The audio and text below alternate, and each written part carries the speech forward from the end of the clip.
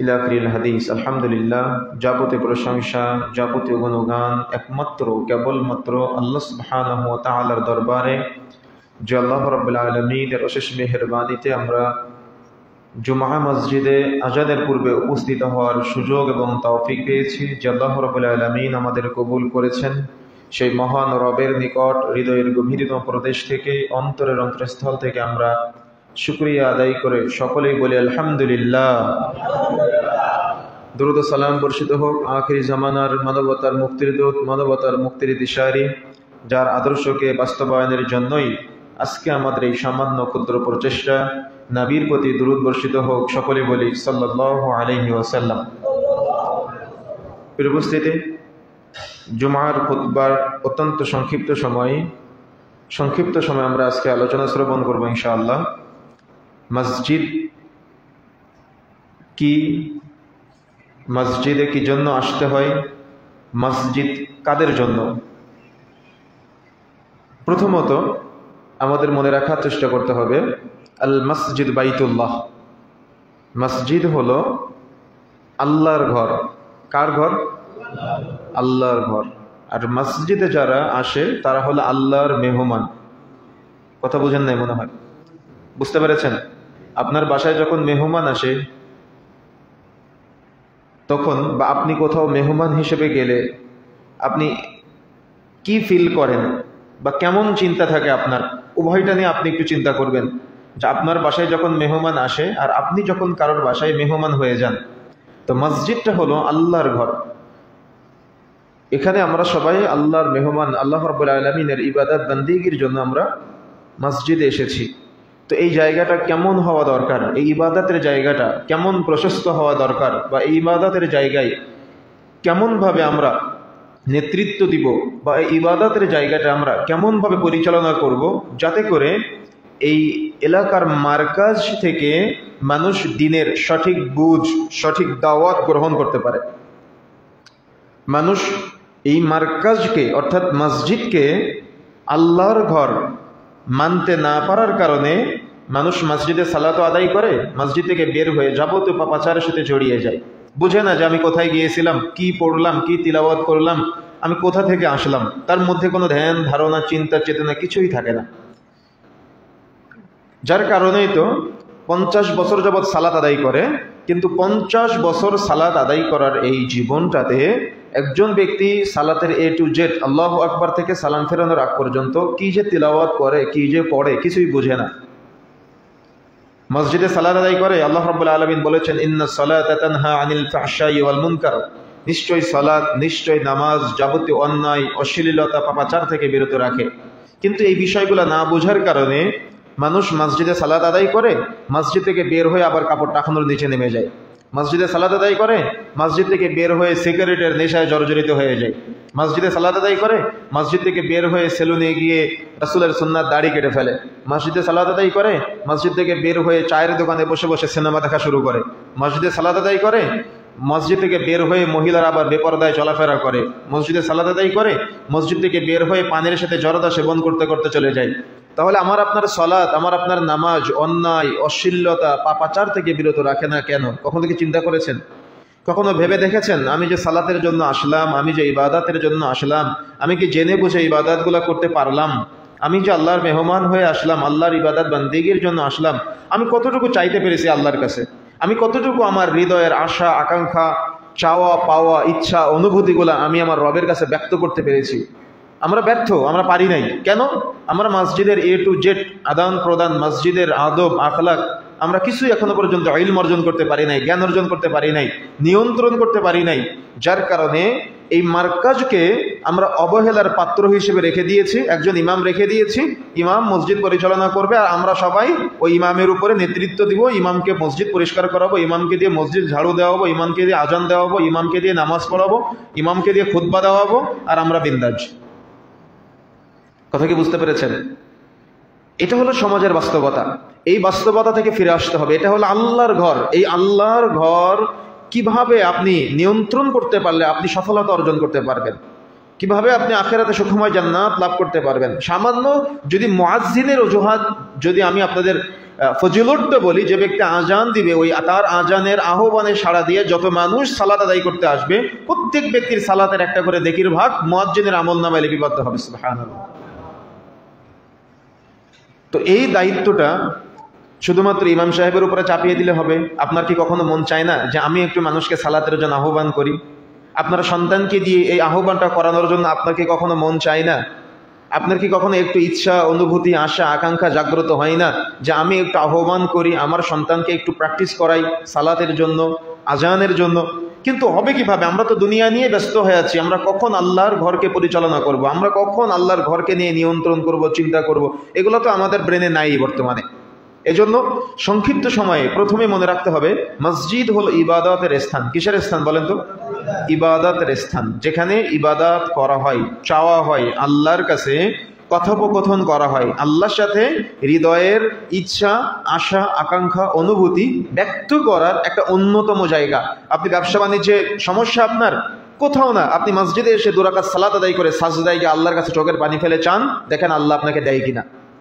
কিন্তু আমরা ওই ফিলটা করতে পারি নাই, বা ওই অনুভূতির জায়গাটাকে মসজিদে রূপান্তরিত করতে পারি নাই, বা মসজিদকে ওই অনুভূতির জায়গায় আমরা রূপান্তরিত করতে পারি নাই। আমরা শুধুমাত্র সবার শেষে মসজিদে আসি আর সবার আগে মসজিদ থেকে বের হয়ে চলে যাই। কে কার আগে বের হতে পারে এটা নিয়ে ব্যস্ত হয়ে যায়। যার কারণেই তো আজকে জুমার দিন, এই জুমার দিনেও উচিত ছিল আজানের আগে মসজিদে আসা, যাতে করে খুতবা শ্রবণ করে আগামী 1 সপ্তাহ কি খুতবা শ্রবণ, আজকে খুতবা শ্রবণ করে আগামী 1 সপ্তাহ আমি এই শিক্ষায় শিক্ষিত হয়ে চলাফেরা করব। কিন্তু আপনি আসেন সবার শেষে জুমা মসজিদে, এসে আবার সবার আগে বের হয়ে চলে যান। তাহলে কি আপনি গুরুত্ব দিলেন? আপনার সন্তানকে আপনি মসজিদমুখী করতে পারেন না, ইবাদতের স্থানে আপনার সন্তানকে আপনি পাঠাতে পারেন না, বা আপনার সন্তানকে নিয়ে আসলেও আজকে এক শ্রেণীর মানুষ আছে যারা বাচ্চাদেরকে মসজিদ থেকে বের করে দেওয়ার জন্য পাগল পারা হয়ে যায়। জানি না আপনাদের এলাকায় আছে কিনা, তবে আমি বিভিন্ন জায়গাতে দেখেছি বাচ্চারা যদি মসজিদে এসে একটু কথা বলে তাহলে বাচ্চাদের অভিভাবকের সাথে বা বাচ্চাদের সাথে অনেকে কর্কশ আচরণ করে। কি আছে আপনাদের এলাকায় এগুলা? তার মানে অতি পরহেজগার, অতি সুফি, অতি আল্লাহওয়ালা, অতি তাকওয়াশীল। আমি তাদেরকে অতি আল্লাহওয়ালা বলি নাই, তারা আল্লাহওয়ালা সাজে, তারা তাকওয়াশীল সাজে, তারা পরহেজগারিতা সাজে, আসলে তারা আল্লাহওয়ালা না, আসলেই তারা পরহেজগার না। যদি হতো তাহলে হাদিসের ভাষা বুঝতো। রাসূলুল্লাহ সাল্লাল্লাহু আলাইহি ওয়াসাল্লাম বলছেন, মুরু আওলাদাকুম বিসসালাতি ওয়াহুম আবনাউ 7 সিনিন। তোমাদের সন্তানদের বয়স যখন 7 বছর হবে তখন তাদেরকে সালাতের জন্য প্রশিক্ষণ দাও। 10 বছর বয়স পর্যন্ত প্রশিক্ষণ দিতে হবে। 10 বছর বয়সে সালাত আদায় না করলে প্রয়োজনে প্রহার করো, তাদের বিছানা পৃথক করে দাও। তার মানে একটা বাচ্চার বয়স যখন 7 বছর বয়সে পদার্পণ করবে তখন তাকে সালাতের প্রশিক্ষণ দিতে হবে। 10 বছর পর্যন্ত প্রশিক্ষণ দিবে, 7 থেকে 10 বছর পর্যন্ত। 10 বছর বয়সে সালাত আদায় না করলে পিটিয়ে সালাত আদায় করাতে হবে। কিন্তু দুঃখজনক হলো সত্য যে আজকে আসরের সালাতে মসজিদে মুসল্লি মাত্র 4 জন। এলাকার যুবকরা কোথায়? আপনার সন্তান কোথায়? আর নাই বা কেন? আপনি কি গবেষণা করেছেন কখনো? আপনি কি চিন্তা করেছেন কখনো কেন নাই? কেন সমাজে মসজিদে মুসল্লির সংখ্যা কমে যাচ্ছে? তার একটাই কারণ, বাচ্চাদেরকে ছোট্ট বাল্য অবস্থায় মসজিদ বিমুখ করা। আমাদের মাথার ভিতরে 1 লক্ষ বিলিয়ন সেল আছে। যখন 7 থেকে 10 বছর বয়সে পদার্পণ করে প্রতিটা বাচ্চার এই সেলগুলো সক্রিয় থাকে। 10 থেকে 12, 12 থেকে 18, এভাবে যত তার বয়স বাড়তে থাকে এই সেল নিষ্ক্রিয় হয়ে যায়, মরে যায়।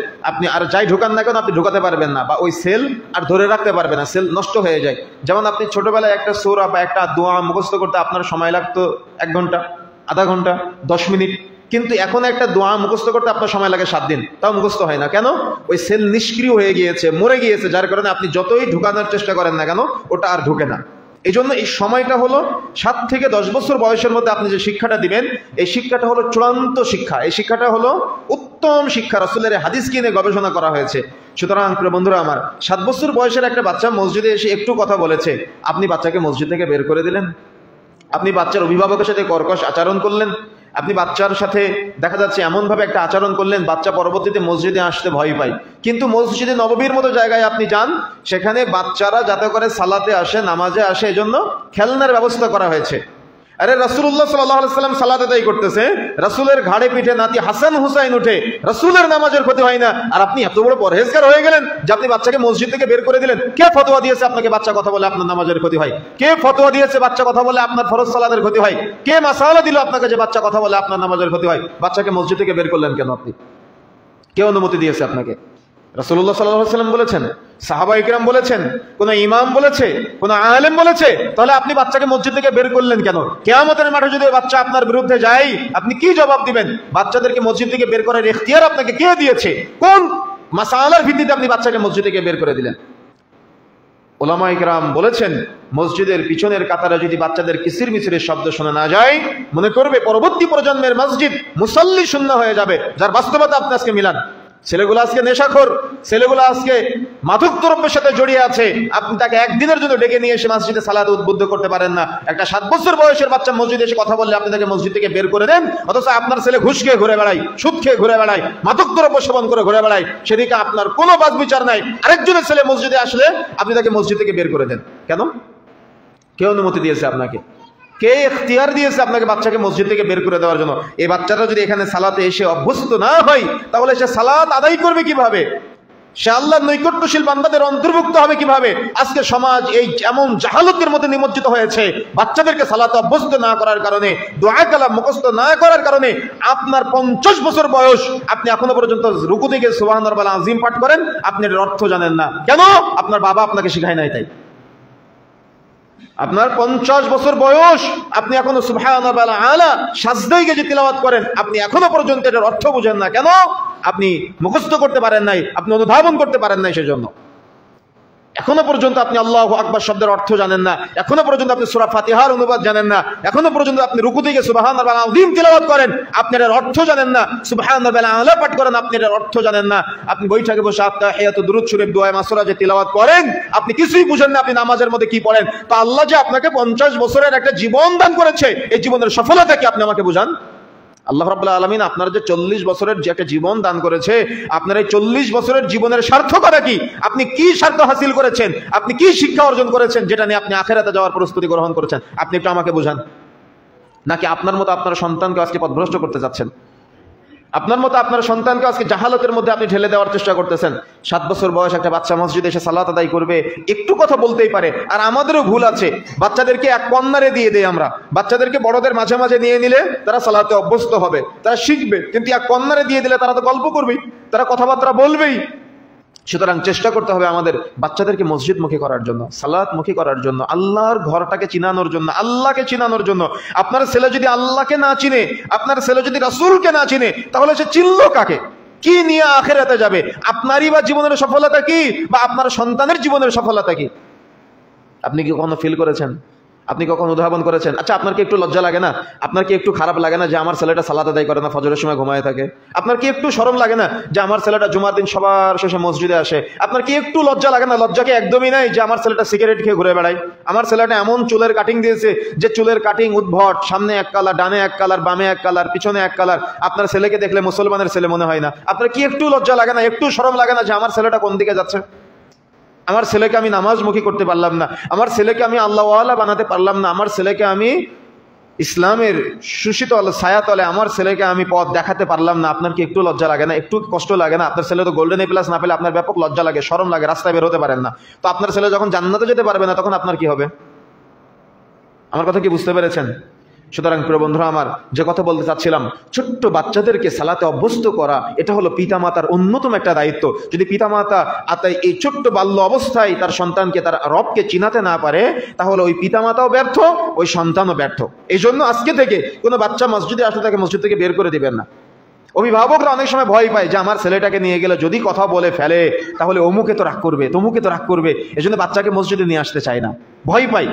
ভয় পেয়ে বাচ্চাদের মসজিদে নিয়ে আসে না। আর যার ফলপ্রেক্ষিতে আজকে আমাদের সমাজের মসজিদগুলা মুসাল্লি শূন্য হয়ে গিয়েছে, মসজিদে মুসাল্লি পাওয়া যায় না। জুমার দিন যে 2-1 জন পাওয়া যায়, তাও সবার শেষে আসে, আবার সবার আগে বের হয়ে চলে যায়। ও বুঝে না কেন মসজিদে আসলাম, ও বুঝে না কেন। ওই যে বাবা বলবে যে জুমার দিন নামাজ পড়তে গেলি না, মা বলবে জুমার দিন নামাজ পড়তে গেলি না, বউ বলবে জুমার দিন নামাজ পড়তে গেলেন না। তার মানে ওই মা বাবা ভাই বোনের চাপে মসজিদে আসে, বুঝে শুনে মসজিদে আসার জন্য চেষ্টা করে না। এই জন্য প্রবন্ধরা আমার, যে কথা বলতে চাচ্ছিলাম, মনে রাখার চেষ্টা করতে হবে আমাদের প্রত্যেকটা বিষয়ের মধ্যে একটা সহনশীলতা আছে। একটা তারতম্য আছে। এই তারতম্য ভেদে যদি আমি আপনি একটা পরিবেশ তৈরি করতে পারি, তাহলে একটা সফল পরিবার বা একটা সফল সমাজ গড়তে পারবো। এই জন্য প্রথমেই মনে রাখতে হবে এই মসজিদটা হলো আল্লাহর ঘর, এটা উন্মুক্ত করে দিতে হবে। আর বাচ্চাদেরকে ছোট্ট বাল্য অবস্থায় তাদের জন্য এই শিক্ষা এমনটা দেওয়ার চেষ্টা করতে হবে যাতে করে তারা সালাতমুখী হয়, যাতে করে তারা আল্লাহকে চিনতে পারে, যাতে করে তারা এখান থেকে রাসূলকে চিনতে পারে। এই জন্য প্রথমত মনে রাখতে হবে মসজিদ হলো ইবাদতের জায়গা। এই ইবাদতের জায়গাটা ছোট্ট বাল্য অবস্থা থেকে সবাইকে চিনিয়ে দেওয়ার চেষ্টা করতে হবে। 2 নম্বরে মনে রাখার চেষ্টা করতে হবে এই মসজিদ নির্মাণের কাজে বা মসজিদ প্রচার প্রসারের কাজে বা মসজিদকে উন্নয়নের কাজে, উন্নয়ন হতে পারে বিল্ডিং বা কাঠামোগত উন্নয়ন, উন্নয়ন হতে পারে শিক্ষাক্রমের মাধ্যমে উন্নয়ন, উন্নয়ন হতে পারে সালাতে মানুষকে বেশি আগ্রহী অর্থাৎ বেশি উদ্দীপনা প্রেরণা দেওয়ার মাধ্যমে। তার মানে দেখা যাচ্ছে মসজিদকে বাড়ানোর জন্য, মসজিদের গুরুত্ব বোঝানোর জন্য বা মসজিদে ইবাদতের জায়গা এটা মানুষকে জানানোর জন্য বা জানান দেওয়ার জন্য এই পরিবেশগুলো আপনি আমি যদি একটু চেষ্টা করি, যেমন স্ট্রাকচারাল, যা দেখা যাচ্ছে মসজিদ একসময় মাটির ছিল, বিল্ডিং হয়েছে, বিল্ডিং হওয়ার পরে টাইলস হয়েছে, ছাদ হয়েছে, এসি হয়েছে। এর সাথে সাথে চেষ্টা করতে হবে মসজিদের মানুষ যারা মুসল্লি আছে তাদের ঈমানকে বৃদ্ধি করার জন্য। তাদের দেখা যাচ্ছে মসজিদের মুসল্লি যারা আছে তাদের সালাতে বেশি বেশি অভ্যস্ত করার জন্য।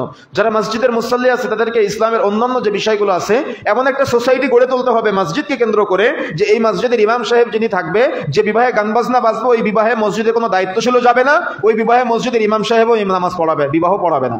কথা বুঝেন না মনে হয়, আমার কথা বুঝতে পেরেছেন?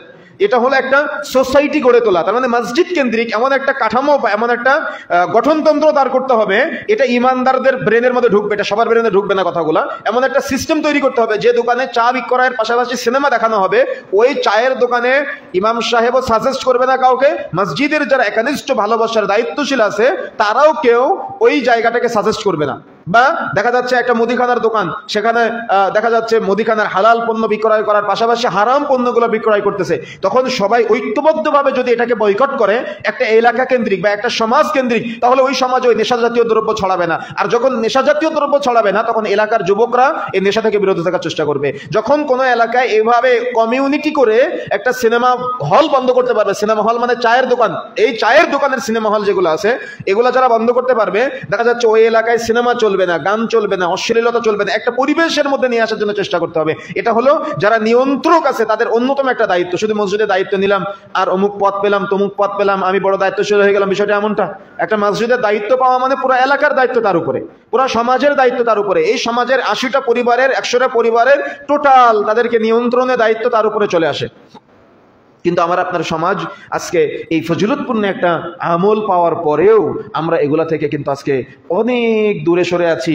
এই এমন একটা সোসাইটি গড়ার ক্ষেত্রে যদি আমরা সহযোগিতা করতে পারি, এই পুরো সেটআপটাই হলো ওই রাসূলুল্লাহ সাল্লাল্লাহু আলাইহি ওয়াসাল্লামের হাদিস, মান বানা লিল্লাহি মসজিদান, আপনারা সবাই জানেন যে ব্যক্তি মসজিদ নির্মাণ করবে তার জন্য জান্নাতে ঘর নির্মাণ করা হবে। সুবহানাল্লাহ। এমন একটা পরিবেশের সাক্ষী যদি আপনি হতে পারেন, এখানে যদি আপনার 10 টাকার সহযোগিতা থাকে, আপনার যদি পরিশ্রম থাকে, কথার সহযোগিতা থাকে, তবুও আপনার জন্য জান্নাতে ঘর নির্মাণ হবে। সুবহানাল্লাহ। এত বড় একটা ফজিলতপূর্ণ আমল আমাদেরকে চেষ্টা করতে হবে যে আমরা যাতে করে এই ফজিলতপূর্ণ আমলের সাথে নিজেকে সংমিশ্রণ ঘটাতে পারি বা নিজেকে অটুট রাখতে পারি। কেন দুনিয়া তো চিরজীবনের জন্য না, যখন আল্লাহ রাব্বুল আলামিনের মাঝ থেকে আহ্বান চলে আসবে তখন চলে যেতে হবে, তাই না? এই চলে যাওয়ার আগে এমন একটা পরিবেশ করে রেখে যেতে হবে যে আমি মারা যাওয়ার পরে আমি যে একটা চমৎকার পরিবেশ রেখে যাচ্ছি, যে পরিবেশটা হবে ইমানদারদের জন্য, যে পরিবেশটা হবে তাকওয়াশীলদের জন্য। আর একজন ইমানদার, একজন তাকওয়াশীল যতগুলো রাকাত সালাত আদায় করবে, যতগুলো সাজদা দিবে, প্রত্যেক রাকাতের বিনিময়ে, প্রত্যেক সাজদার বিনিময়ে, প্রত্যেক রুকুর বিনিময়ে যে নেকি অর্জন করবে, প্রতিটা নেকির যে ফজিলত বিনিময় আছে, এই কবরে বসে বসেও আপনি তার একটা পার্সেন্টেজ পাবেন। সুবহানাল্লাহ। এখন আপনার একটা ইচ্ছা থাকা লাগবে, আপনার একটা আগ্রহ থাকা লাগবে, আপনার একটা উদ্দীপনা থাকা লাগবে যে আমি এই ফজিলতপূর্ণ কাজের সাথে সংমিশ্রণ হব কি না, নাকি আমি বিরোধিতা করব। কথা বুঝেন নাই? এখানে 2টা পথ হতে পারে। একটা হলো এই ফজিলতপূর্ণ আমলের সাথে নিজেকে সম্পৃক্ত রাখা, আরেকটা হলো এই ফজিলতপূর্ণ আমল থেকে নিজেকে গুটিয়ে নেওয়া, বিরত থাকা, বিরোধিতা করা বা মিথ্যাচার করা, মিথ্যা প্রতিপন্ন করা, মিথ্যা প্রচার করা। কথা বুঝতে পেরেছেন? 2টা পথ। এখন আপনাকে আল্লাহ রাব্বুল আলামিন জ্ঞান দিয়েছেন, আপনি আপনার জ্ঞান দিয়ে চিন্তা করবেন আপনি কোন পথটা গ্রহণ করবেন। আপনি কি সাদাকায়ে জারিয়ার কাজে সহযোগিতা করবেন, সাথে থাকবেন, পরামর্শ দিবেন, নাকি আপনি সাদাকায়ে জারিয়া থেকে নিজেকে গুটিয়ে রাখবেন? সাদাকায়ে জারিয়ার কাজ যারা করতেছে তাদের ভুল ধরা, তাদের পিছনে লেগে থাকা, তাদেরকে নিয়ে সবসময় মানুষের কাছে গ্রুপিং করা, এগুলোর সাথে আপনি জড়িত থাকবেন, এটা আপনার চিন্তা। সমাজে এগুলো হয়, অহরহ হয়। এই জন্য আমাদেরকে এগুলা থেকে বের হয়ে এসে লিল্লাহ, আল্লাহর জন্য নিজেকে সোপার্দ করে দিতে হবে এবং চেষ্টা করতে হবে সমাজকে এই সুন্দর পরিবেশের মধ্যে গড়ে তোলার জন্য। এখন আসুন, মসজিদ এটা হলো সাদাকায়ে জারিয়ার অন্যতম একটা প্ল্যাটফর্ম। এই সাদাকায়ে জারিয়ার প্ল্যাটফর্মে আমাদেরকে অতপ্রতভাবে বাচ্চাদেরকে নিয়ে আসার জন্য এবং একটা পরিবেশ তৈরি করার জন্য যে যেখানে আছেন তার নিজ নিজ অবস্থান থেকে আপ্রাণ চেষ্টা করা, এটা হলো একটা ইমানদারের বৈশিষ্ট্য। মসজিদে যখন আমরা প্রবেশ করব, মসজিদে প্রবেশ করার সময় ডান পা দিয়ে প্রবেশ করে মনে রাখার চেষ্টা করতে হবে, মসজিদে প্রবেশ করে প্রথমে একটা কাজ আছে, সেটা হলো যদি দেখেন যে এখনো ফরজ সালাতের জন্য কিছু সময় বাকি আছে, সুন্নাত সালাত আদায় করার সময় আছে, তাহলে চেষ্টা করবেন, মসজিদের একটা হক আছে, সেটা হলো মসজিদে প্রবেশ করে 2 রাকাত সালাত আদায় করা। সহিহ বুখারী 10 নম্বর পর্বের 8 নম্বর পর্বের 10 নম্বর প্রথম নম্বর খণ্ডের 10 নম্বর পর্বের 8 নম্বর অধ্যায়ের মধ্যে আসছে, রাসূলুল্লাহ সাল্লাল্লাহু আলাইহি ওয়াসাল্লাম বলছেন, দাখালাল মাসজিদ রাকাতাইন ক্বাবলা ইয়াজলিস, যে ব্যক্তি মসজিদে প্রবেশ করবে সেজন্য 2 রাকাত সালাত আদায় না করে না বসে। তার মানে 2 রাকাত সালাত আদায় না করে সে বসতে পারবে না। যখনই মসজিদে প্রবেশ করবেন, মসজিদের একটা হক হলো যে প্রথমে 2 রাকাত সালাত আদায় করতে হবে, তারপরে মসজিদে বসতে হবে। আপনার সন্তানকে আপনি শিক্ষাটা দিবেন, এই নমনীয়তার শিক্ষাটা দিবেন, যখনই সে মসজিদে প্রবেশ করবে মসজিদের হকটা যেন সে আদায় করে নেয়। আমাদের সমাজে দেখবেন কিছু কিছু মসজিদে লেখা থাকে, এরকম জায়গায় লাল বাতি জ্বালানো থাকে, যে লাল বাতি জ্বালাকালীন সময় সুন্নত নামাজ পড়া নিষেধ। আচ্ছা, যেখানে রাসূলুল্লাহ সাল্লাল্লাহু আলাইহি ওয়াসাল্লাম বলেছেন মসজিদে প্রবেশ করলে 2 রাকাত সালাত আদায় না করে বসতে পারবে না, সেখানে আমার কি কোনো এখতিয়ার আছে লাল বাতি জ্বালানোর? আমার কথা বুঝে নেই মনে হয়, কথা বুঝতে পেরেছেন? আপনাদের এলাকায় আছে কি জানি না, তবে আমি বিভিন্ন জায়গাতে দেখেছি যে এই লাল বাতি জ্বলাকালীন সময় সুন্নত নামাজ পড়া নিষেধ। এইভাবে তারা প্রচার করে এবং লেখা পর্যন্ত থাকে। জুমার খুতবা যখন চলে, খুতবা চলাকালীন সময় মসজিদের মধ্যে এসে বসে পড়ে, তারপরে 2 খুতবার মাঝখানে একটা সময় দেয়, ওই সময়ে সুন্নাত সালাত আদায় করে। এগুলা নেহায়াত সুন্নতের বিরোধিতা করা ছাড়া আর কিছুই না। সুন্নতের পক্ষে হলো যখনই আপনি মসজিদে প্রবেশ করবেন তখন আগে 2 রাকাত সালাত আদায় করবেন, তারপর আপনি মসজিদে বসবেন। আপনাকে রাসূলুল্লাহ সাল্লাল্লাহু আলাইহি ওয়াসাল্লাম এই অনুমতি দেয় নাই মানুষের 2 রাকাত নামাজ বন্ধ করার জন্য। কথা বুঝতে পেরেছেন? অর্থাৎ যখনই আপনি মসজিদে প্রবেশ করবেন আপনি 2 রাকাত সালাত আদায় করবেন, তারপরে আপনি বসবেন। 2 রাকাত সালাত আদায় না করে আপনি মসজিদে বসতে পারবেন না। আর এই কখনো দুঃসাহস দেখানো যাবে না যে লাল বাতি চলাকালীন সময় সুন্নত নামাজ পড়া নিষেধ। লাল বাতি জ্বালিয়ে রাসূলের সুন্নতের বিরোধিতা করার চেষ্টা করবেন না, লাল বাতি জ্বালিয়ে রাসূলের আদর্শের বিরোধিতা করার চেষ্টা করবেন না। যদি আপনি করেন তাহলে রাসূলুল্লাহ সাল্লাল্লাহু আলাইহি ওয়াসাল্লামের হাদিসের বিরোধিতা করার কারণে আপনার ঈমান নষ্ট হয়ে যেতে পারে। আর এখন তো এই ব্যাপারে প্রচুর দাওয়াত হচ্ছে, দাওয়াত পাওয়ার পরেও যদি আপনি এগুলো অটুট রাখেন তাহলে সুন্নতের বিরোধিতা করার কারণে ঈমান নষ্ট হয়ে যেতে পারে, কালিমা পড়ে মুসলমান হতে হবে। এই জন্য সতর্ক হতে হবে, সাবধান হতে হবে। সুন্নতের গুরুত্বের ব্যাপারে আপনি যদি সুন্নাতের গুরুত্ব না দিয়ে বরং সুন্নাতের বিরোধিতা করেন তাহলে কিন্তু ঈমান নষ্ট হয়ে যাবে। কেন জানেন? ঈমান ভঙ্গের মৌলিক 11টি কারণ আছে, তার মধ্যে 7 নম্বর কারণ হলো সুন্নতের বিরোধিতা করা। সাপোজ কোন একটা সুন্নাত আপনি মানতে পারতেছেন না, এটা আপনার ব্যাপক মনে হচ্ছে যে এটা আমার দ্বারা মানা সম্ভব না, তার মানে আপনি পাপের মধ্যে আছেন। কিন্তু আপনি যদি মানতে না পারেন তবুও বিরোধিতা করবেন না। কথা বুঝেন না মনে হয়? আপনি যদি মানতে নাও পারেন তবুও আপনি কি করবেন না? বিরোধিতা করবেন না। কেন? মানতে না পারলে এটা আপনার ইমানের দুর্বলতা, ব্যক্তিত্বের দুর্বলতা। কিন্তু আপনি বিরোধিতা করলেন মানে রাসূলের বিরোধিতা করলেন, সুন্নতের বিরোধিতা করলেন মানে রাসূলের আদর্শের বিরোধিতা করলেন। এটা প্রত্যেক ক্ষেত্রে, শুধু লালবাতির ক্ষেত্রে না, প্রত্যেক ক্ষেত্রে যখন কোনো সুন্নতের আলোচনা হবে, যখন কোনো সুন্নতের বয়ান হবে, যখন কোনো সুন্নতি কোনো কাজ হবে, যদি আপনি মানতে না পারেন তাহলে আপনি আবার রাগ দেখায়েন না, আপনি আবার ক্ষোভ দেখায়েন না। আপনি ক্ষোভ কাকে দেখাচ্ছেন? আপনি রাগ কাকে দেখাচ্ছেন? আপনি রাগ আমাকে দেখানো মানে রাসূলকে দেখানো। আপনি কি চান রাসূলকে রাগ দেখাতে? এটা আপনার উপরে ছেড়ে দিলাম। সুতরাং প্রিয় বন্ধুরা আমার, যে কথা বলতে চাচ্ছিলাম, মসজিদটা হলো ইবাদতের জায়গা, মসজিদটা হলো এই চলমান এবং সাদাকায়ে জারিয়ার একটা চমৎকার প্রক্রিয়া। মসজিদে প্রবেশ করে 2 রাকাত সালাত আদায় না করে আমরা যেন মসজিদে না বসি সেদিকে আমাদের খেয়াল রাখার চেষ্টা করতে হবে। আরেকটা বিষয়, যখন আমরা সালাতে দাঁড়াই মসজিদের আদবের মধ্যে অনেকেই উল্লেখ করেছেন, অনেক উলামায়ে কেরাম, যে মসজিদে প্রবেশের সময় অবশ্যই কাপড় টাকানোর উপরে পড়তে হবে। কিন্তু এ ব্যাপারে জমহুর উলামায়ে কেরাম বলেছেন শুধু মসজিদে প্রবেশের সময় যদি কেউ কাপড় টাকানোর উপরে পড়ে আর মসজিদ থেকে বের হয়ে কাপড় টাকানোর নিচে নেমে যায় তবুও সে শাস্তি থেকে মওকুফ হতে পারবে না। কেন পারবে না? রাসূলুল্লাহ সাল্লাল্লাহু আলাইহি ওয়াসাল্লাম তো কঠিন ভাবে বলেছেন যে যার কাপড় যতদূর পর্যন্ত কাপড় টাকানোর নিচে পুরুষের থাকবে ততদূর পর্যন্ত জাহান্নামের আগুনে দাউ দাউ করে জ্বলবে। শুধু মসজিদে প্রবেশ করে আপনি কাপড় টাকানোর উপরে, মসজিদ থেকে বের হয়ে কাপড় টাকানোর নিচে পড়বেন, এটার অনুমতি ইসলাম আপনাকে দেয় নাই। বরং 24 ঘন্টা একজন পুরুষ মানুষের কাপড় টাকানোর উপরে থাকতে হবে, কাপড় টাকানোর নিচে থাকতে পারবে না। মহিলাদের কাপড় টাকানোর নিচে রাখতে হবে, পুরুষের কাপড় টাকানোর উপরে। কিন্তু সমাজের মানুষ এমন ভাবে উল্টে গিয়েছে আজকে, পুরুষের কাপড় টাকানোর নিচে আর মহিলাদের কাপড় টাকানোর উপরে। কেন? দাওয়াত না থাকার কারণে। এটা শুধু মসজিদের আদব, মসজিদের আখলাক না, এটা সমাজের আদব, এটা সমাজের আখলাক। কিন্তু আমরা না বুঝার কারণে আজকে এই অপরাধের সাথে জড়িয়ে যাচ্ছে। শুধু মসজিদে প্রবেশ করার সময় আবার আপনার কাপড় টাকানোর উপরে থাকবে এমনটা না, মসজিদেও কাপড় টাকানোর উপরে থাকবে, থাকবে পুরুষের, মসজিদের বাহিরেও কাপড় টাকানোর উপরে রাখতে হবে। এটা আজকে কিন্তু সমাজের বাস্তবতা কি জানেন, যে যত আধুনিক হয়, যে যত মডার্ন হয়, তার কাপড় তত টাকানোর নিচে নামে।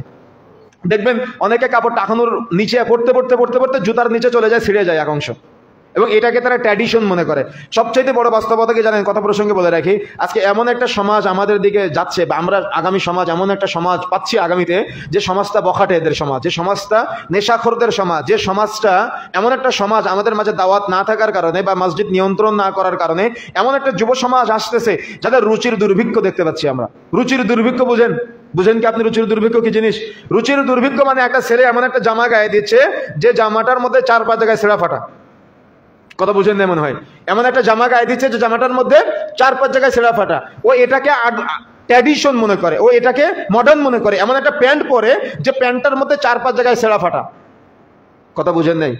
ও দাওয়াত পাবে কিভাবে? ও তো মসজিদে সবার শেষে আসে, আবার সবার আগে বের হয়ে যায়। ও এমন একটা চুলের কাটিং দিয়ে ঘুরে বেড়ায়, তার সামনে এক কালার, পিছনে এক কালার, ডানে এক কালার, বামে এক কালার। তার চুলের কাটিং দেখলে তাকে মুসলমানের ছেলে মনে হয় না। সমাজ এমন ভাবে আজকে জাহালাতের মধ্যে যাচ্ছে, আর সমাজ নিয়ন্ত্রক যারা আছে এরা ঘুমায়। এরা মনে করে আমি দায়িত্ব পেলাম, আমি মুই কি হনুরে, তাই না? কথা বুঝেন না মনে হয়? কথা বুঝতে পেরেছেন? সুতরাং প্রিয় বন্ধুরা আমার, যে কথা বলতে চাচ্ছিলাম, এই সমাজ জাহালতের এই অধঃপতন থেকে যদি আপনি ফিরে নিয়ে আসার জন্য এখন থেকে পরিকল্পনা গ্রহণ না করেন, তাহলে আপনার সমাজ ধ্বংস হয়ে যাবে। আপনার সমাজ নেশা করে ভরে যাবে, আপনার সমাজ জেনা করে ভরে যাবে, আপনার সমাজ পতিতালয়ের নারীদের আনাগোনায় ভরে যাবে। পতিতালয়ের নারী বললাম কাদেরকে জানেন? যারা টিকটকার, যারা রিলস ভিডিওর মাধ্যমে তাদের চেহারার সৌন্দর্য মানুষের কাছে প্রকাশ করে। এরা কারা? এরা আপনারই মেয়ে, এরা আপনারই ছেলে, এরা আপনারই সন্তান। এরা আজকে মানুষদেরকে, তার মানে আগে তো মানুষ টাকা দিয়ে পতিতালয়ে যেত, কিন্তু লজ্জাজনক বিষয় হলো আজকে আপনার মেয়েটা তার নিজের চরিত্র নিজের টাকা দিয়ে মানুষের কাছে প্রচার করে। কেন এগুলো হচ্ছে? এরা কি মুসলিম না? কেমন মুসলিম, কেমন তাকওয়া, কেমন পরহেজগার? দাওয়াতের প্রভাব জানেন? আমি গত মাসে মদিনায় ছিলাম, একটা দোকানে আছি, খেজুরের দোকান, আমাদের এক দিনী ভাইয়ের, আপনাদের কুমিল্লার মানুষ তিনি। তো ওনার দোকানে আসছি, দেখলাম একজন মদিনার একজন নারী, উনি খেজুর কিনতে আসছে, পুরোপুরি পর্দা, হাত মোজা পা মোজা একেবারে ঢিলাঢালা বোরখা পরে উনি আসছে। তো আসার পরে উনি খেজুর কিনতেছে, তো ওনার ছেলেকে দিয়ে জিজ্ঞাসা করছে কোন খেজুরের নাম কোনটা কোনটা কি কি। তো তখন ওই দোকানদার ভাই, যিনি আমাদের দিনী ভাই, উনি আবার বলে দিল ছেলেকে। তখন ছেলে আবার মাকে গিয়ে বলল। তো যখন মহিলা খেজুর নেবে, 1 কেজি খেজুর নিল, তো নেওয়ার পরে টাকাটা আবার ছেলের হাত দিয়ে দিল। তখন আমরা তো এমন পরিবেশে অভ্যস্ত না, পরিবেশটা আমাদের সমাজে ভিন্ন। মহিলারা দোকানে গিয়ে যত কথা বলতে পারে, যত বার্গেনিং করতে পারে, এটা আমাদের সমাজের ট্র্যাডিশন বা আমাদের সমাজের অভ্যস্ত বা পরিবেশ। তো তখন আমি ভাইকে জিজ্ঞাসা করলাম, আপনাদের কুমিল্লার ভাই, তখন বললাম ভাই ওরা কি আসলে অহংকার করে কথা বলে না বিষয়টা কিসে কি?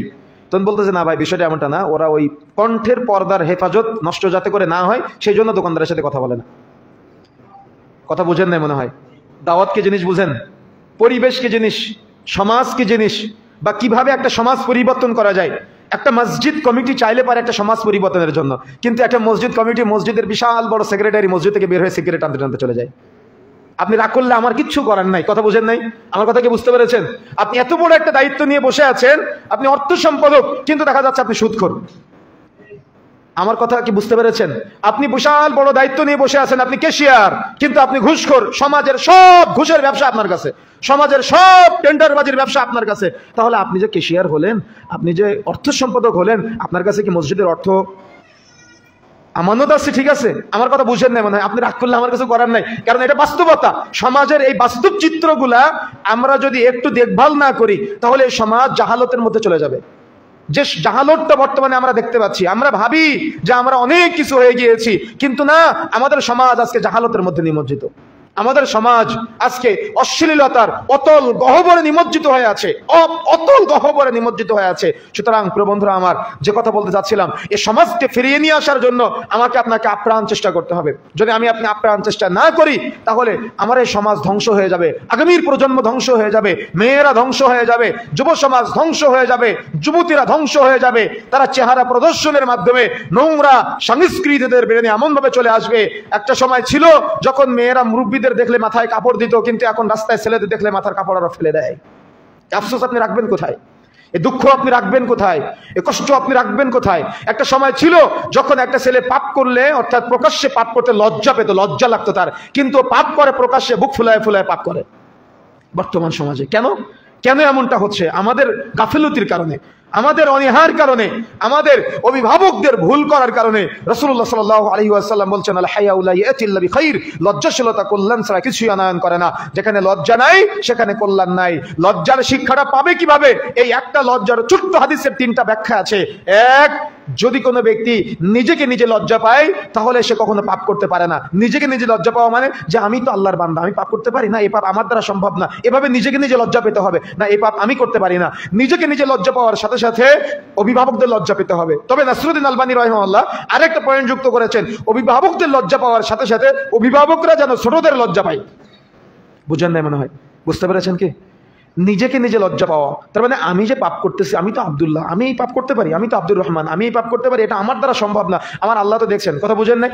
তারপরে অভিভাবকদের লজ্জা পাওয়া, যে আমি কি আমার দাদার সামনে পাপ করতে পারি, আমি কি আমার বাবার সামনে পাপ করতে পারি, আমি আমার দাদার সামনে দাড়ি কাটতে পারি, আমি আমার বাবার সামনে সিগারেট খেতে পারি, আমি আমার চাচার সামনে ঘুষ খেতে পারি। কথা বুঝেন নাই মনে হয়? কথা বুঝতে পেরেছেন? তবে নাসরুদ্দিন আলবানী রাহিমাহুল্লাহ আরেকটা পয়েন্ট যুক্ত করেছেন, সেটা হলো অভিভাবকরা ছোটদের লজ্জা পাওয়া। এটা হলো মৌলিক একটা গুরুত্বপূর্ণ ব্যাপার। কেন জানেন? এটার মধ্যে গায়রত একটা অন্যতম ইবাদত, গায়রত একটা অন্যতম ইবাদত, বড় ইবাদত। গায়রতটা হলো এখানে লুকায় আছে। অভিভাবকরা যদি ছোটদের লজ্জা না পায়, ছোটরা কখনো অভিভাবকদের সম্মান করবে না, ছোটরা কখনো অভিভাবকদের লজ্জা পাবে না। তার মানে বাবা যদি ছেলের সামনে সিগারেট খায় তাহলে সন্তান সিগারেটখোর হবেই, বাবা যদি ছেলের সামনে সুদ খায় সন্তান সুদখোর হবেই, বাবা যদি ছেলের সামনে ঘুষ খায় ছেলে ঘুষখোর হবেই, বাবা যদি ছেলের সামনে মিথ্যা বলে ছেলে মিথ্যুক হবেই, মা যদি মেয়ের সামনে বেপরদায় চলে মেয়েও বেপরদায় চলবে। এটা হলো চূড়ান্ত বাস্তবতা। এজন্য অভিভাবকরা যদি ছোটদের লজ্জা না পায় তাহলে ছোটরা কখনো অভিভাবকের সামনে, বড়দের সামনে পাপ করা থেকে বিরত থাকবে না। আমার কথা বুঝতে পেরেছেন? আমার কথা বুঝতে পেরেছেন? বাস্তবতা বলবো। বাস্তবতা হলো, আপনি আপনার একলারামপুর, এই যে আপনি একটা বাজার আছে সম্ভবত আপনাদের, আপনি যখন বাজারে যান তখন দেখেন আপনার বয়স হলো 40 বছর, আর আপনার এলাকার একটা 20 বছর বয়সের ছেলে ও দোকানে, চায়ের দোকানে গিয়ে মুরব্বীকে বলতেছে, মুরব্বী একটা সিগারেট দেন। নেওয়ার পরে ও সবার সামনে সিগারেটটা ধরায়, ও সিগারেটটা গালে দেয়, আবার ধোঁয়াটা আপনার নাকে মুখে ছুড়ে ফেলে দেয়। আমি বললাম, আপনার নাকে মুখে কেন জানেন? ও আপনাকে তো লজ্জা পায় না। ওর পাশে আপনি তার বাবা দাঁড়িয়ে আছেন, ও তোয়াক্কা করে না। ওর পাশে কোনো মুরব্বী দাঁড়িয়ে আছে, তোয়াক্কা করে না। ওর পাশে ওর মা দাঁড়িয়ে আছে, তোয়াক্কা করে না। ওর পাশে ওর বাবা দাঁড়িয়ে আছে, তোয়াক্কা করে না। ওর পাশে ওর সন্তান দাঁড়িয়ে আছে, তোয়াক্কা করে না। ওর পাশে আলেম উলামা দাঁড়িয়ে আছে, তোয়াক্কা করে না। ওর পাশে ইমাম সাহেব দাঁড়িয়ে আছে, তোয়াক্কা করে না। ও সিগারেট খায় আর জান্নাতের দিকে ধোঁয়া ছেড়ে দেয়। ও পাপ করে, কিন্তু বুক ফুলিয়ে পাপ করে, লোক দেখিয়ে দেখিয়ে পাপ করে, গর্ব করে পাপ করে। তাহলে কি লজ্জা আছে? লজ্জার শিক্ষা নাই কেন? আমার কথা কি বুঝতে পেরেছেন এবার বিষয়টা? ও পাপ করে কিন্তু মানুষকে দেখায় দেখায় পাপ করে, ও পাপ করে কিন্তু বুক ফুলায় পাপ করে। কেন? আমরা পরিবেশ তৈরি করে দিয়েছি তাই। পরিবেশটাই এমন, সমাজটাই এমন হয়ে গিয়েছে। সুতরাং এ সমাজ পরিবর্তনের জন্য, আদর্শ সমাজ গঠনের জন্য আমাকে আপনাকে এখন থেকে প্রচেষ্টা চালিয়ে যেতে হবে। যদি আপনি প্রচেষ্টা না চালাই তাহলে সমাজ ধ্বংস হয়ে যাবে, এ রাষ্ট্র ধ্বংস হয়ে যাবে। এ সমাজে একদিন দেখবেন শুধু সিগারেট খোর আর সিগারেট খোর, যেদিকে তাকাবেন সেদিকে বেপরদা, যেদিকে তাকাবেন সেদিকে পাপাচার, যেদিকে তাকাবেন সেদিকে সিনেমা হল, যেদিকে তাকাবেন সেদিকে অশ্লীলতা, নোংরামি, মাদক দ্রব্যের ছড়াছড়ি। সুতরাং পরিবর্তনের জন্য আমাকে আপনাকে এখন থেকে চেষ্টা করতে হবে, প্রচেষ্টা গ্রহণ করতে হবে। সুতরাং প্রিয় বন্ধুরা আমার, মনে রাখার চেষ্টা করতে হবে আমাদের যে তাহলে মসজিদে প্রবেশের সময় আমরা যেন ভদ্রতার সাথে, শালীনতার সাথে আমরা যেন মসজিদের বাহিরেও কাপড় টাকানোর উপরে পড়ি, মসজিদের ভিতরেও কাপড় টাকানোর উপরে পড়ি। আমাদের মা এবং বোনেরা মসজিদের বাহিরেও কাপড় টাকানোর নিচে, মসজিদের ভিতরেও কাপড় টাকানোর নিচে পড়বে, এটাই চূড়ান্ত। সুতরাং এই বিষয়টা আমাদের উপলব্ধি করার চেষ্টা করতে হবে। তারপরে অন্যতম একটা পয়েন্ট, সেটা হলো ইমাম নিয়োগ দেওয়া। মসজিদের ইমাম নিয়োগ দেওয়া। আপনার মসজিদে আপনি কেমন ইমাম নিয়োগ দিবেন, এটা অত্যন্ত গুরুত্বপূর্ণ একটা বিষয়। ইমাম নিয়োগ দেওয়া, ইমাম মানে হলো নেতা। যদিও আমাদের সমাজে প্রতিটা মসজিদে 2টা করে নেতা থাকে। কথা বুঝেন নাই? ইমাম শব্দেরও যে অর্থ, সভাপতি শব্দেরও একই অর্থ, প্রধান শব্দেরও একই অর্থ। কথা বুঝেন নাই মনে হয়? আপনি কখনো বিশ্লেষণ করেছেন কি আমি জানি না, আমার কথা বুঝতে পেরেছেন? শরীয়তের পরিভাষায় ইমাম শব্দেরও যে অর্থ নেতা, ইমাম মানে কি? নেতা। সভাপতি মানে কি? নেতা। মসজিদ প্রধান মানে কি বলেন তো? নেতা। তো এই ইমাম নিয়োগ করার ক্ষেত্রে শরীয়তের অনেকগুলো বিষয় আছে। তার মধ্যে অন্যতম একটা হলো ইমামের মসজিদ নিয়ন্ত্রণের যোগ্যতার ক্ষেত্রে প্রথমত সালাতের জন্য কিরাত বিশুদ্ধ হতে হবে। কথা বুঝতে পেরেছেন? কিরাত বিশুদ্ধ হতে হবে। সালাতের জন্য মনে রাখার চেষ্টা করতে হবে ইমাম বিশুদ্ধ পদ্ধতিতে সালাত আদায় করে কিনা, তার মানে সহি পদ্ধতিতে সালাত আদায় করে কিনা, ইমাম কোনো বিদআতের সাথে সম্পৃক্ত আছে কিনা, ইমাম কোনো দেখা যাচ্ছে শিরকের সাথে সম্পৃক্ত আছে কিনা। অনেক মসজিদ আছে ইমাম নামাজও পড়ায় আবার তাবিজও দেয়, ওই ইমামের পেছনে নামাজ হবে না। কথা বুঝে নেই মনে হয়?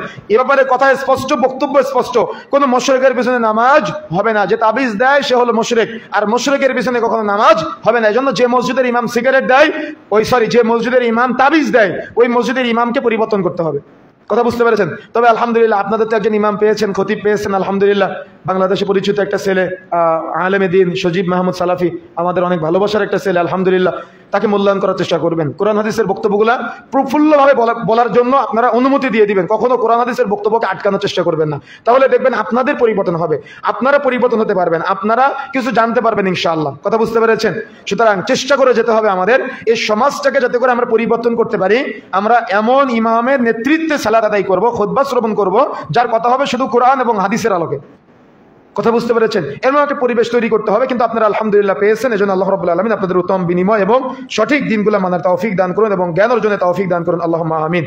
আরেকটা বিষয়, সেটা হলো ইমামের ক্ষেত্রে অনেক মসজিদে, আপনাদের এখানে নাই, অনেক মসজিদে ইমামের ক্ষেত্রে দেখা যায় ইমাম নামাজও পড়ায় আবার জর্দা খায়, ইমাম নামাজও পড়ায় আবার সিগারেট খায়। সিগারেট করে ইমাম দেখেছেন আপনারা? দেখেছেন? আছে অনেক জায়গায়, বহু জায়গায় আছে সিগারেট খোর ইমাম আছে, জর্দাখোর ইমাম আছে। সিগারেটের মধ্যে ধরায় পোড়ায় খায় আর জর্দা দিয়ে পানের মধ্যে নিয়ে খায়, একই হিসাব। কথা বুঝতে পেরেছেন? সুতরাং এই জর্দাখোর ইমাম যদি থাকে তাহলে ইমাম পরিবর্তন করার চেষ্টা করবেন। বিদআতি ইমাম যদি থাকে তাহলে পরিবর্তন করার চেষ্টা করতে হবে। মুশরিক ইমাম থাকলে পরিবর্তন করার চেষ্টা করতে হবে। কথা বুঝতে পেরেছেন? চেষ্টা করতে হবে। আরেকটা বিষয়, সেটা হলো মসজিদের ইমাম যিনি থাকবে তাকে দিয়ে 5 ওয়াক্ত সালাতের পাশাপাশি আপনার আরেকটা বিষয় চালু করতে পারেন, সেটা হলো মক্তবের শিক্ষাগুলো, যেগুলো আমরা আমাদের ছোটবেলায় দেখেছি। এটা হলো মসজিদের আদবগুলোর মধ্যে অন্যতম একটা আদব। যে মক্তবে আপনার সন্তান কোরআন মাজিদে শিক্ষা অর্জন করবে, যে মক্তবে আপনার সন্তান হাদিস মুখস্থ করবে, যে মক্তবে আপনার সন্তান অন্তত 30তম পারাটা কোরআন মাজিদে 30 নম্বর পারাটা মুখস্থ করতে পারে, যে মক্তবে আপনার সন্তান বক্তৃতা দেওয়া শিখবে কোরআন হাদিসের, যে মক্তবে আপনার সন্তান রাসূলের আদর্শগুলো শিখবে, যে মক্তবে আপনার সন্তান সিরাতের শিক্ষাগুলো অর্থাৎ নবীদের জীবনী A to Z আপনার সন্তান শিক্ষা অর্জন করবে, এরকম পরিবেশ আপনাদের তৈরি করে দিতে হবে। কথা বুঝেন নাই? যদি আপনারা একটু উদ্যোগ গ্রহণ করেন তাহলে হবে। আপনার ছেলেটা সকাল 7টার সময় একটা প্রাইভেট, 8টার সময় আরেকটা প্রাইভেট, 10টার সময় গিয়ে স্কুল, বিকাল 4টায় চলে আসে, 5টার সময় আরেকটা প্রাইভেট ইংলিশ, তারপর রাত্রে 10টা পর্যন্ত চলতে থাকে ঘন্টার পর ঘন্টা। এতগুলো শিক্ষা আপনি আপনার সন্তানকে দুনিয়াবে দিতে পারেন। আপনার সন্তানকে 1 ঘন্টা আল্লাহর রাস্তায় এই রাসূলের সিরাতের শিক্ষা, কোরআনের শিক্ষা, হাদিসের শিক্ষা, এই শিক্ষাগুলো দেওয়ার জন্য আপনাকে চেষ্টা করতে হবে না? আমার কথা কি বুঝতে পেরেছেন? এই চেষ্টাটা অব্যাহত রাখা, এটা অভিভাবক হিসেবে আপনার দায়িত্ব। আপনাকে আমরা ঠেলবো কেন? আপনি নিজে আপনার জান্নাতের জন্য এগিয়ে আসবেন। কথা কি বুঝতে পেরেছেন? আপনাকে আমাদের ঠেলতে হবে কেন? আপনি কি জান্নাত চান না? আপনি কি চান না আপনার সন্তান মানুষের মতো মানুষ হোক, আদর্শিত হোক, সিরাত জানুক, আপনার সন্তান কোরআন মাজিদের ইলম অর্জন করুক, হাদিসের ইলম অর্জন করুক? যদি আপনার ইচ্ছা, আশা, আকাঙ্ক্ষা থাকে, তাহলে আপনি নিজে থেকে এই উদ্যোগ গ্রহণের জন্য আপনি এগিয়ে আসবেন ইনশাআল্লাহ। সার্বিকভাবে পরামর্শ দিয়ে এগিয়ে আসবেন, আপনি শ্রম দিয়ে এগিয়ে আসবেন, অর্থ দিয়ে এগিয়ে আসবেন। দেখা যাচ্ছে পরিবেশ তৈরি করে দেওয়ার দিক দিয়ে আপনি এগিয়ে আসার জন্য চেষ্টা করবেন। যত আপনি সাদাকা জারিয়ার কাজে এগিয়ে আসার চেষ্টা করবেন, তত আল্লাহ রাব্বুল আলামিন আপনাকে দুনিয়া এবং আখিরাতে আপনার সম্মান বাড়িয়ে দিবেন ইনশাআল্লাহ। এরপর আসেন আরেকটা বিষয়, সেটা হলো মসজিদে কমিটি নির্বাচন। কারা মসজিদের দায়িত্বশীল হবে? মসজিদ মানে কি বলেন তো? কার ঘর? মসজিদটা হলো বাইতুল্লাহ, মসজিদটা হলো বাইতুল্লাহ, মসজিদটা হলো আল্লাহর ঘর। এই আল্লাহর ঘরের নেতৃত্ব দেওয়া, এটা কি আপনি চারটিখানি ব্যাপার মনে করেন? আমার কথা বুঝেন না মনে হয়। এই নেতৃত্ব নিয়ে আজকে আমাদের সমাজে বিভিন্ন মসজিদে কি হয় জানেন? আমি জানি না এদিকে আছে কিনা, তবে আমাদের খুলনা সাতক্ষীরাতে আমরা দেখেছি যে মসজিদে নির্বাচন হয়, গণতন্ত্রের মসজিদ হয়ে গিয়েছে এখন। তার মানে যদি এলাকার 100টা পরিবার থাকে, 100 পরিবারে দেখা যাচ্ছে 200 প্রাপ্ত বয়স্ক ব্যক্তি আছে। এই 200 ব্যক্তির মধ্যে টোকেন দেওয়া হয়, কে কাকে সভাপতি হিসেবে দেখবে, কে কাকে সেক্রেটারি হিসেবে দেখবে, কে কাকে অর্থ সম্পাদক হিসেবে দেখবে। এই পোস্টার টানানো হয়। পোস্টার টানানোর পরে ওই যেভাবে চেয়ারম্যান মেম্বারের ভোট হয় না, নির্বাচন হয় না, এভাবে মসজিদে দায়িত্বশীল নির্বাচিত হয় বিভিন্ন জায়গাতে। তো এটা কি আপনি কি মনে করেছেন? এটা আল্লাহর ঘর, এটা রাজনীতির জায়গা? কথা বুঝেন না মনে, আমার কথা বুঝতে পেরেছেন? এটা আল্লাহর ঘর, এখানে আপনি এখান থেকে কোনো কিছু নেওয়ার আছে? কথা বুঝেন না মনে হয়। আল্লাহর ঘরে দায়িত্ব পাওয়া মানে খাদেম হওয়া। কি হওয়া বলেন তো? খাদেম হওয়া। আল্লাহর ঘরের খাদেম হওয়া, এটা কি অনেক বড় মর্যাদার অধিকারী হওয়া। আপনি আল্লাহর ঘরের খাদেম হলেন মানে আপনি আল্লাহর ঘর দেখভাল করলেন, আপনি আল্লাহর ঘর ঝাড়ু দিলেন, আপনি মসজিদের সভাপতি হয়েছেন। জীবনে কতদিন মসজিদ ঝাড়ু দেন নাই আপনি? কথা বুঝেন না মনে হয়। কথা বুঝতে পেরেছেন? আপনি মসজিদের সেক্রেটারি হয়েছেন, জীবনে কোনোদিন মসজিদ পরিষ্কার করেন না, শুধু ইমামের উপরে ঢালেন যে ইমাম এখানে ময়লা কেন, মুয়াজ্জিন সাহেব এখানে ময়লা কেন, শুধু তাদের উপরে ঝাড়ি মারতে পারেন। কিন্তু আপনি এখনো পর্যন্ত কোনোদিন মসজিদ পরিষ্কার করলেন না, অজুখানা পরিষ্কার করলেন না, মসজিদের বাথরুম পরিষ্কার করলেন না। কথা বুঝেন না মনে হয়, আমার কথা বুঝতে পেরেছেন? তো আরবিয়ানদের মধ্যে আর আমাদের মধ্যে এটা পার্থক্য। আমরা ওই দায়িত্ব নির্বাচন করে নিয়েছি, বিশাল 5 বছর বা 2 বছর আমি এই মসজিদের সভাপতি, আমি যেটা বলবো, যে টাকা আমি যেদিকে নিয়ে যাব। এমনকি জানেন অনেক লজ্জার বিষয় আছে এখানে, মসজিদে যে আপনারা দান করেন না, এমন বহু মসজিদ আছে, আমাদের কাছে প্রশ্ন আসে যে মসজিদের দানের টাকা সুদে খাটায়। কি আস্তাগফিরুল্লাহ বলবেন না? এরকম বহু মসজিদ আছে, মসজিদের দানের টাকা সুদে খাটায়।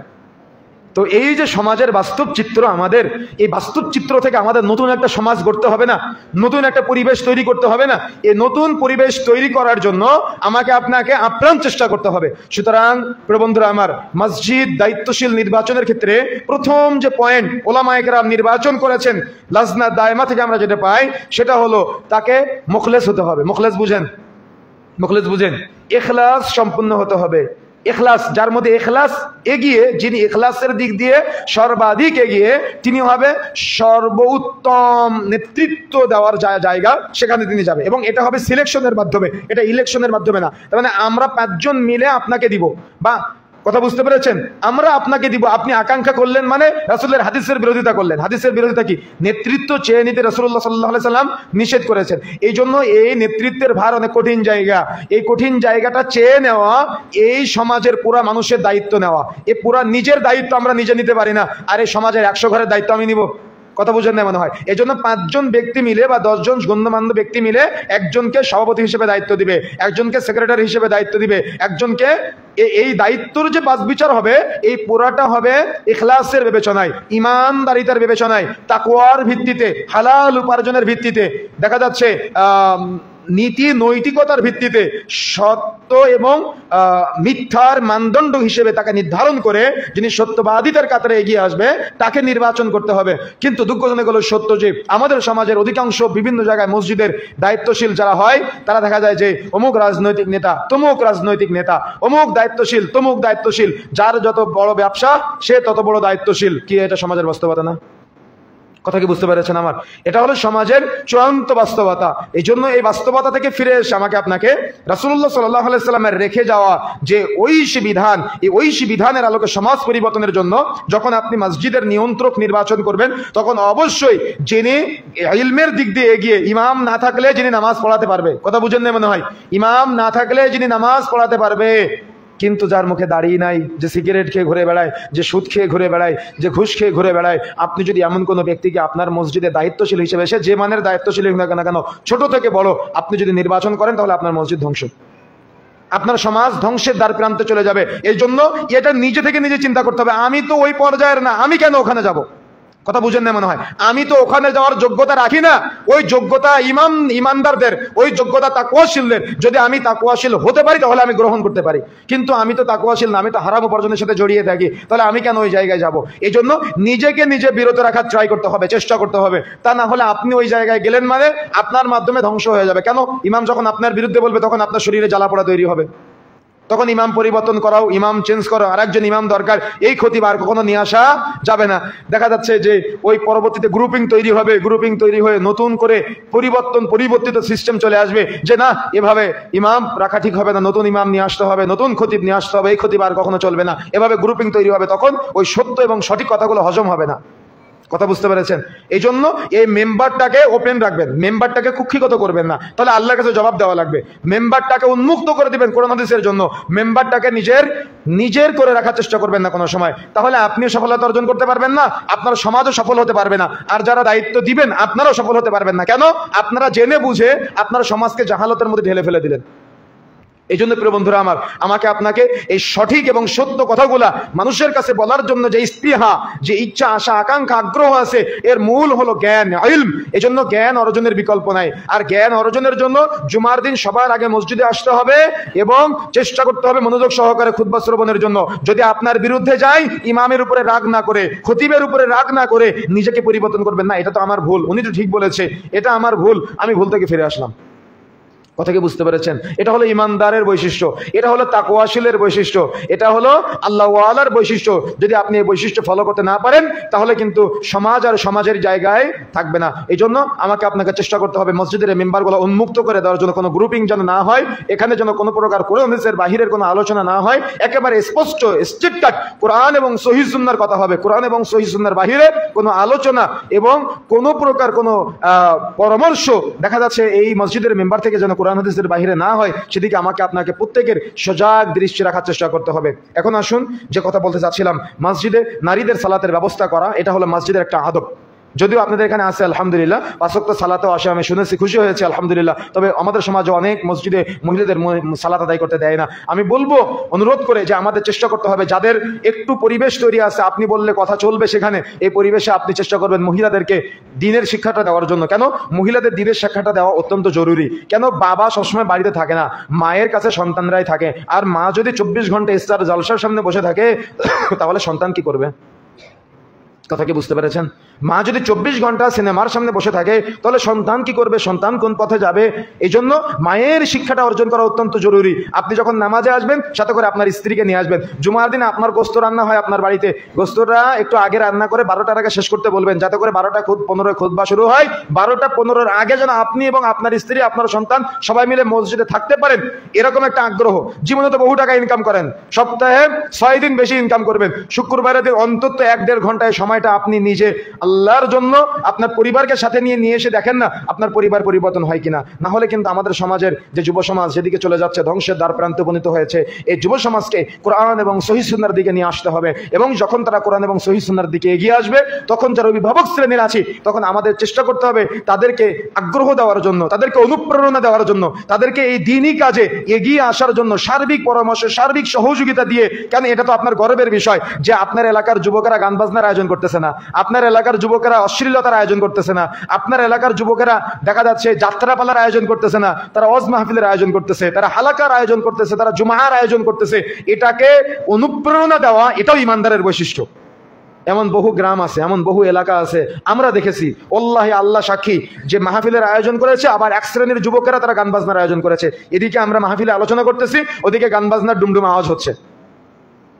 তো আপনার এলাকার আপনার সন্তান, আপনার ভাই, আপনার ভাতিজা, আপনার প্রতিবেশী, তারা যে দ্বীনের জন্য চেষ্টা করতেছে, যখন তারা এভাবে এগিয়ে আসবে তখন উচিত এই দ্বীনের কাছে সহযোগিতা করার জন্য, অনুপ্রেরণা দেওয়ার জন্য। সবসময় মনে রাখবেন, মানুষের কল্যাণ কামনা করবেন, কখনো অকল্যাণ কামনা করবেন না, প্রত্যেকের কল্যাণ কামনা করবেন। একদা আবু বকর রাদিয়াল্লাহু তাআলা আনহু বসে আছে আর আল্লাহ রাসূল সাল্লাল্লাহু আলাইহি সাল্লাম বসে আছে। তো একজন বেদুইন এসে আল্লাহ রাসূলকে, ওই আবু বকর রাদিয়াল্লাহু তাআলা আনহুকে প্রচুর গালিগালাজ করতেছে। তো আবু বকর রাদিয়াল্লাহু তাআলা আনহু চুপচাপ শুনতেছে, কথা বুঝতে পেরেছেন? আর আল্লাহ রাসূল মুস্কি মুস্কি হাসে। এদিকে আবু বকরকে গালি দেয় আর আল্লাহ রাসূল কি করে? হাসে। তো আমাদের সমাজের বাস্তবতা কি?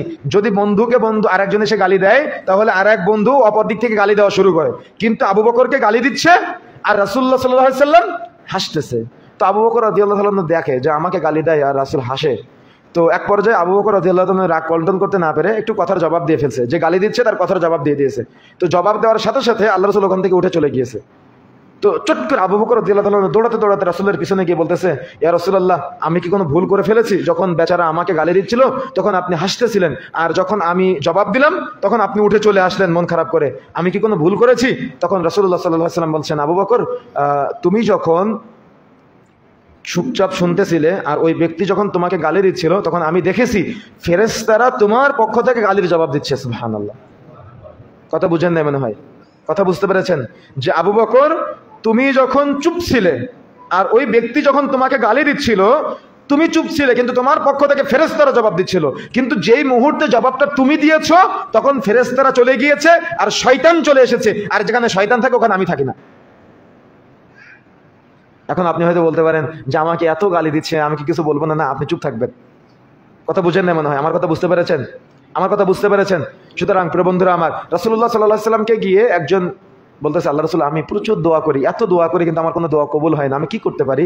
তখন আল্লাহ রাসূল বলতেছে, তুমি অন্যের কল্যাণ কামনা করো, অন্যের জন্য দোয়া করো, তাহলে তোমার দোয়াটা কবুল হবে। এখন বলেন তো, আপনি অন্যের জন্য কি দোয়া করেন?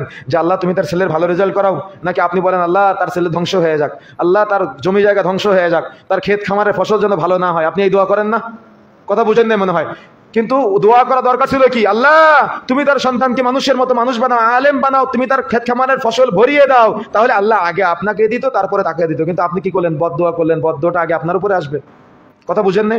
সুতরাং প্রিয় বন্ধুরা, আমার যে কথা বলতে চাচ্ছিলাম, এই জন্য হৃদয় বড় করে একটা সুন্দর সমাজ, এমন একটা সোসাইটি গড়ে তুলতে হবে যে সোসাইটিতে গান বাজনা থাকবে না, এমন একটা সমাজ গড়ে তুলতে হবে যে সমাজে ৫ ওয়াক্ত সালাতে যুবকদের পাওয়া যাবে, এমন একটা সমাজ গড়ে তুলতে হবে যে সমাজে মসজিদে আসার জন্য মানুষ হুড়াহুড়ি করবে, মাগরিবের সময় মসজিদে আসবে, এশার সালাত আদায় না করে বাড়িতে যাবে না, এমন একটা পরিবেশ তৈরি করতে হবে আমাদের। কি একটু আগ্রহ তৈরি হয়, একটু ইচ্ছা হয়, একটু আকাঙ্ক্ষা তৈরি হয় যে আমি একটা এমন সমাজ গড়ে তুলি, আমি একটা এমন পরিবেশ গড়ে তুলি যে সমাজে ৫ জন যুবক যারা মাগরিবে মসজিদে আসবে, এশা পর্যন্ত কোরআন তিলাওয়াত করবে, এশা সালাত আদায় করে বাড়িতে যাবে। কথা বুঝেন না মনে হয়? কথা বুঝতে পেরেছেন? এমন বহু মসজিদ পৃথিবীতে আছে, আপনার বাংলাদেশেও আছে আলহামদুলিল্লাহ। তো আপনি চাইলেও আপনার এলাকায় এমন একটা পরিবেশ তৈরি করতে পারেন। শুধু একটু উদ্যোগ নেওয়ার দরকার, শুধু একটু যুবকদের এগিয়ে নিয়ে আসার দরকার, তাদেরকে কাছে নিয়ে আসার দরকার। তারা পথভ্রষ্ট হয়ে যাচ্ছে, তারা জাহালতের মধ্যে নিমজ্জিত হচ্ছে, তাদেরকে আমরা একটু কাছে নিয়ে এসে বুঝালে, কাছে নিয়ে এসে ডেকে যদি আমরা তাদেরকে একটু নসিহত করি, তাহলে ইনশাআল্লাহ পরিবর্তন হবে। এই জন্য যারা দায়িত্বশীল আছেন, আমি আপনাদের কষ্ট দেওয়ার জন্য বলি নাই, কিন্তু একটা পরিবেশ তৈরি করতে হবে। কথা বুঝতে পেরেছেন? এমন একটা পরিবেশ তৈরি করেন, দেখবেন আল্লাহ আপনাকে সম্মানিত করবে, এমন সম্মান দান করবে, পৃথিবীর মানুষ আপনাকে দুনিয়ার কোনো কারণে ভালোবাসবে না, পৃথিবীর মানুষ আপনাকে ভালোবাসবে লিল্লাহ, আল্লাহর জন্য। আপনি জানেন আল্লাহ রাসূল বলেছেন, যখন কোনো বান্দাকে আল্লাহ রাব্বুল আলামিন ভালোবাসে, তখন ফেরেশতা জিবরিল আমিনকে কাছে ডাক দেয়, ডেকে বলে আমি অমুক বান্দাকে ভালোবাসি, তুমিও তাকে ভালোবাসো। তো ফেরেশতা জিবরিল আমিন আবার অন্যান্য সকল ফেরেশতাদেরকে ডাক দেয়, ডেকে বলে আমি তাকে ভালোবাসি, আল্লাহ তাকে ভালোবাসে, তোমরাও তাকে ভালোবাসো, সুবহানাল্লাহ। তখন ওই ব্যক্তির মাধ্যমে এমন এমন কিছু কাজ করিয়ে নেয় যার কারণে দুনিয়াবাসীও তাকে ভালোবাসে। আর এই ভালোবাসাটা দুই প্রকার, একটা হলো দুনিয়াবি কোনো কারণে ভালোবাসা, আর একটা হলো আল্লাহর জন্য ভালোবাসা। যেমন চেহারা দেখে ভালোবাসে না, টাকা পয়সা থেকে ভালোবাসে মানুষ, জমি জায়গা থেকে ভালোবাসে, এই ভালোবাসাগুলো আলাদা, এগুলো হলো দুনিয়াবি ভালোবাসা। কিন্তু আরেকটা ভালোবাসা আছে, সেটা হলো আল্লাহর জন্য ভালোবাসা। আপনার সাথে আমার জীবনে কোনোদিন দেখা হয় নাই, কিন্তু দিনী সম্পর্ক এমন একটা সম্পর্ক যে প্রথম দেখায় মনে হবে আমার জন্য আজীবনের সম্পর্ক আপনার সাথে। কতদিন দেখা হয়েছে, কতদিনের পরিচয়, কতদিনের আদান প্রদান, কতদিনের কথাবার্তা, এটা হলো আল্লাহর জন্য ভালোবাসা। আমি আপনাকে আল্লাহর জন্য ভালোবাসি, আপনি আমাকে আল্লাহর জন্য ভালোবাসেন। আর যে ব্যক্তিকে আল্লাহ ভালোবাসে তাকে আল্লাহর জন্য মানুষ ভালোবাসে। এই জন্য আপনি এমন হন যে মানুষ আপনাকে আল্লাহর জন্য ভালোবাসুক। কথা বুঝেন না মনে হয়? কথা বুঝতে পেরেছেন? আপনি নিজেকে এমন ভাবে গড়ে তুলুন যাতে করে মানুষ আপনাকে আল্লাহর জন্য ভালোবাসে। আপনার টাকা দেখে না, আপনার জমি জায়গা দেখে না, আপনার গাড়ি বাড়ি দেখে না, একমাত্র লিল্লাহি রাব্বিল আলামিন, আল্লাহর সন্তুষ্টির জন্য মানুষ আপনাকে ভালোবাসতে পারে। এই জন্য আপনাকে এখন থেকে ট্রাই করতে হবে, আপনার সন্তানকে শিক্ষাগুলো দেওয়ার জন্য চেষ্টা করতে হবে, প্রেরণা দিতে হবে। যুবকদের এমন একটা ইউনিটি বা এমন একটা কমিউনিটি গড়ে তুলতে হবে যে কমিউনিটির মধ্যে কেউ দাড়ি ছাড়া থাকবে না। ওর বাবা লজ্জায় দাড়ি রেখে দিবে যে আমার ছেলের দাড়ি আছে আর আমি দাড়ি রাখি না।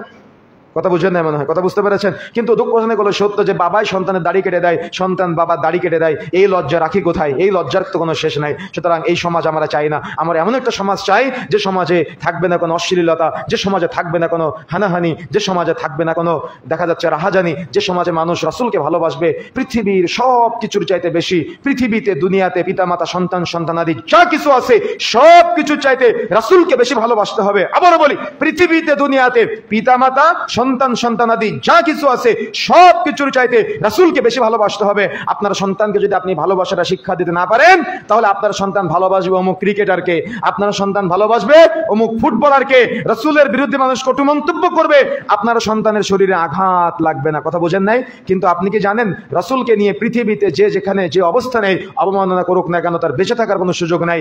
সুতরাং এই স্পৃহা, এই অনুপ্রেরণা, এই আগ্রহ আপনার সন্তানের হৃদয়ে থাকতে হবে যে আমার রাসূলকে পৃথিবীর সব থেকে ভালোবাসার পাত্র হিসেবে গ্রহণ করার। যদি আপনার সন্তান এই অন্তত একটা শিক্ষা অর্জন করতে পারে, তাহলে আপনার সন্তানের জীবন সফল। আর যদি আপনার সন্তান এই শিক্ষা অর্জন করতে না পারে, তাহলে দুনিয়াতেও ব্যর্থ, আখিরাতেও ব্যর্থ। আল্লাহ রাব্বুল আলামিন আমাদের সবাইকে বোঝার তৌফিক দান করুন। আল্লাহুম্মা আমিন। আলহামদুলিল্লাহ الحمد لله نحمده ونستعينه ونستغفره ونؤمن به ونتوكل عليه ونعوذ بالله من شرور أنفسنا ومن سيئات أعمالنا من يهده الله فلا مضل له ومن يضلله فلا هادي له ونشهد أن لا إله إلا الله وحده لا شريك له وأشهد أن محمدا عبده ورسوله الذي أرسله بالحق بشيرا ونذيرا وداعيا إلى الله بإذنه وسراجا منيرا. أما بعد فقد قال الله تعالى وتبارك في كلامه المجيد بعد أعوذ بالله من الشيطان الرجيم يا أيها الذين آمنوا صلوا عليه وسلموا تسليما اللهم صل على محمد وعلى آل محمد كما صليت على إبراهيم وعلى آل إبراهيم إنك حميد مجيد اللهم بارك على محمد وعلى آل محمد كما باركت على إبراهيم وعلى آل إبراهيم إنك حميد مجيد رب ارحمهما كما ربياني صغيرا رب ارحمهما كما ربياني صغيرا رب ارحمهما كما ربياني صغيرا رب ارحمهما كما ربياني صغيرا اللهم اكفني